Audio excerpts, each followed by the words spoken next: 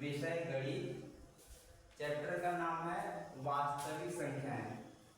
अब बेटा संख्याएं सबसे पहले जानना जरूरी है कि संख्याएं कितने प्रकार की होती हैं।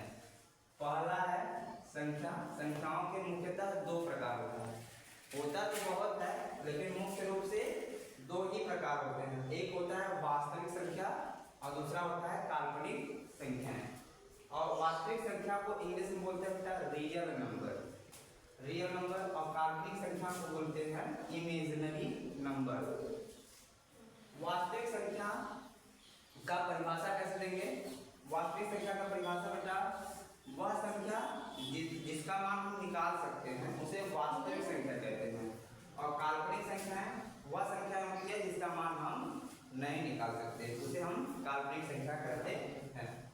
और देखो बेटा वास्तविक संख्याओं के कुछ प्रकार होते हैं। यह मुख्यतः 5 प्रकार का होता है इस तरह से। पहला होता है प्राकृतिक संख्या, जिसको इंग्लिश में बोलते हैं नेचुरल नंबर। और इसका परिभाषा होता है गिनती वाली संख्याएं प्राकृतिक संख्याएं कहलाती है।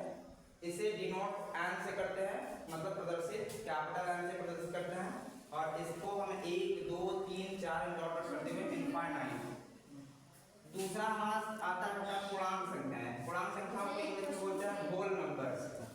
होल नंबर ये होता है बेटा 0 से लेकर सभी धनात्मक संख्याएं पूर्ण संख्याएं कहलाती है। इसे हम डब्ल्यू से प्रदर्शित करते हैं 0 1 2 3 डॉट डॉट इनफाइनाइट। अगला आपका है भैया पूर्णांक संख्याएं। इसको इंग्लिश में बोलते हैं इंटीजर नंबर। इसका अगर परिभाषा अगर कहा जाए कैसे किस प्रकार से कहेंगे आप लोग कि ऋणात्मक संख्याएं शून्य और धनात्मक संख्याएं का समूह पूर्णांक कहलाती है। इसे z से प्रदर्शित करते हैं। और z भी दो प्रकार का होता है। एक प्लस का होता है, प्लस का z प्लस जिसको धनात्मक पूर्णांक बोलते हैं, और एक होता है माइनस का जिसे ऋणात्मक पूर्णांक कहते हैं। धनात्मक पूर्णांक में प्लस वाला आएगा +1 +2 +3 डॉट डॉट, और माइनस वाले में आएगा -1 -2 -3 इन डॉट डॉट, इस तरह से।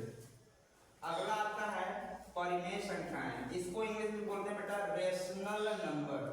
और इसका परिभाषा अगर आप लोग लिखना चाहेंगे तो कैसे लिखेंगे? वह संख्या जो p/q के रूप में हो तथा p और q कोई पूर्णांक हो, और इसका जो p और q है उसका HCF 1 आना चाहिए, तब वह संख्या परिमेय संख्या कहलाती है। और इसे कैपिटल Q से प्रदर्शित करते हैं। अगला आपका है अपरिमेय संख्याएं। इसको इंग्लिश में बोलते हैं इर्रेशनल नंबर।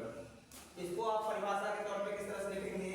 वह संख्या जो p/q के रूप में नहीं लिखा जा सकता तथा जिसका वर्गमूल नहीं निकलता अपरिमेय संख्या कहलाता है। इसे कैपिटल P से प्रदर्शित करते हैं।